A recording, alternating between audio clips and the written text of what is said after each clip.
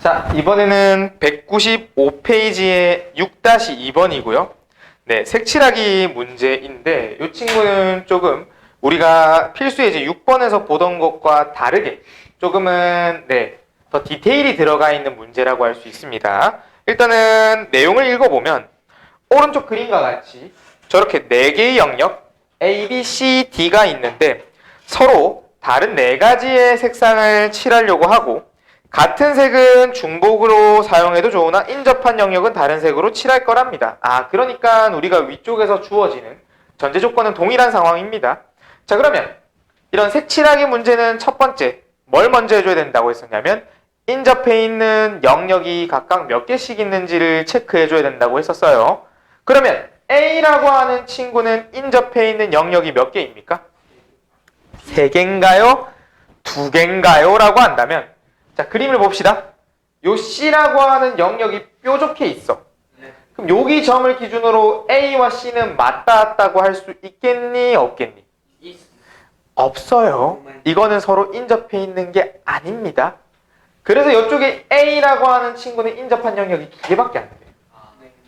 그럼 B도 몇 개겠니? 2개. 이 B와 D는 인접하지가 않았다는 거예요. C는 몇 개입니까? 2개인 거고 D 또한 2개가 된 겁니다. 됐나요? 네. 그럼 얘는 A, B, C, D 중에 뭐를 먼저 색칠을 하나? 전부 다 인접해 있는 영역이 서로 2개니까 상관이 없어. 그럼 요 순서 A와 B와 C와 D의 순서로 색칠한다고 해볼까요? 네. 괜찮나요? 네. 그럼 우리가 A를 먼저 칠한다고 해볼게요. 네. A를 칠할 수 있는 이것의 영역의 개수는 몇 개라고 할 수 있겠습니까?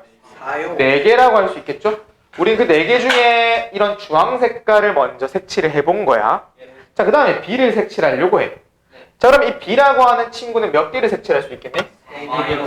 3가지의 색칠을 할 수 있겠네. 여기에 3가지.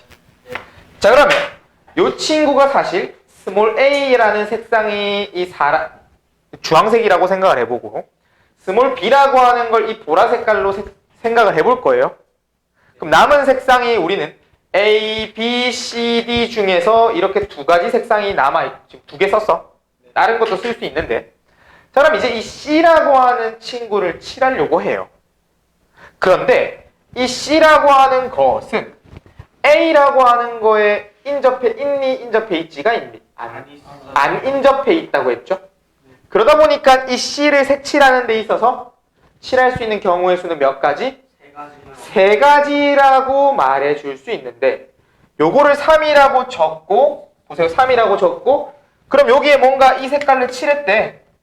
그럼 D라고 하는 놈을 칠할 때 2개 인접했네? 이 적으면 틀리게 되는 겁니다. 왜 틀리게 되는지를 조금 더 설명을 해보면서 찾아볼 건데 우리가 요 C라고 하는 친구의 3가지 색상을 칠할 수 있는 건 틀리지가 않았어요. 그럼 이 C라고 하는 친구에 칠해지는 이 3가지 색상을 실제로 A, B, C, D로서 표현을 해본다면 우리가 B라고 하는 이 보라 색깔의 친구랑 인접은 했으니까 보라색을 쓰면 안 되잖아. B를 못 쓴다 이겁니다. 그럼 요 C라고 하는 친구에서 쓸 수 있는 건 A라는 색상을 칠할 수 있고 그 다음에 C라는 색상을 칠할 수 있고 D라고 하는 색상을 칠할 수가 있죠. 되겠니? 그럼 왜 이것에서 문제가 생겼냐면 요 A 때문에 문제가 생긴 거야. 이 C라고 하는 3가지 색상을 칠하는 과정에서 C 영역의 3가지 색상에서 요 A라는 놈이 주황색이었잖아. 그럼 내가 저기 C 자리에 주황색을 칠해볼게. 요 놈한테 이 주황색을 칠하면 어떤 모습이 돼버렸어? AC가 같은 색이 돼버렸지. 그럼 이 D라고 하는 놈에 칠할 수 있는 경우의 수는 몇 가지가 돼버려? 3가지나 있네. 왜? 인접해 있는 이 2놈이 같은 색상이라고 하니까 이 D라고 하는 놈에 칠할 수 있는 색상은 이 A를 뺀 B, C, D가 다 칠해질 수가 있다고요. 그런데 우리가 이 C라고 하는 놈의 만약에 자, 이 경우 말고 옆에도 그려보자. 옆에다 그려볼게요. 만약에 이쪽에서 이 A와 다른 색상인 요런 빨간 색깔이 칠해졌다 해볼까?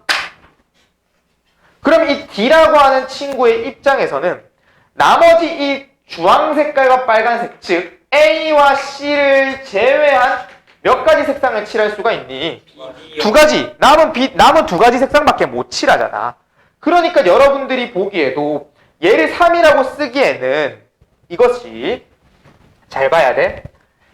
인접하지 않는 이 두 가지의 영역 A, C에 따라서 인접해 않기 때문에 같은 색상을 칠할 수도 있고 다른 색상을 칠할 수도 있으니까 같은 색상을 칠한다면 그 친구의 둘 다의 영향을 받는 D, 인접해 있지 않은 두 영역에 두 개 다 영역을 인접해 있는 영향을 받는 이 D라고 하는 친구는 결국 이 두 놈이 어떤 색상이냐에 따라 쓸 수 있는 상황이 다 달라지죠.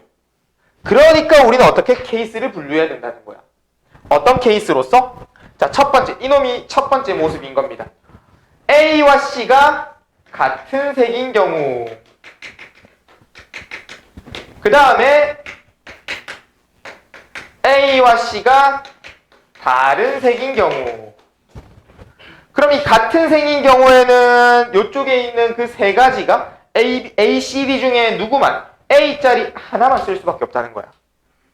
그냥 곱하기 1. 여기 A에서 쓰는 색상 그대로 가지고 오는 거야. 그럼 여기 D는 남은 게 몇? 세 가지 색상이 남는다 했죠? 그럼 이걸 곱해주는 거예요. 그럼 얘는 얼마 나온다? 4, 9, 36가지가 나오는 거예요. 그리고 이제 남은 친구들은 똑같아. 맨 앞에 4, 두 번째 3. 여기까지는 변화가 없다고요. 그럼 요 C라고 하는 게 지금 같은 색상을 칠할 수가 없네? 다른 색상이라고 했으니까. 그럼 여기서 다른 색상 남은 게 몇 가지니? 두 가지. 그럼 여기서 이렇게 다른 색상 두 가지를 썼으니 D라고 하는 것도 두 가지. 그래서 얘는 곱해주면 얼마가 나옵니까? 12에 4를 곱해서 48. 이 두 개를 더해주면 84가 최종적인 답이 되는 겁니다.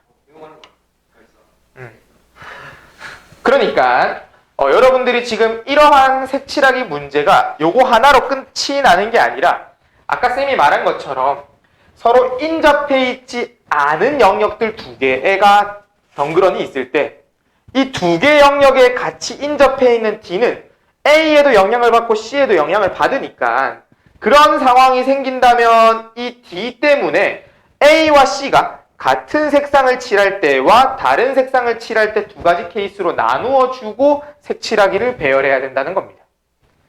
중요해요.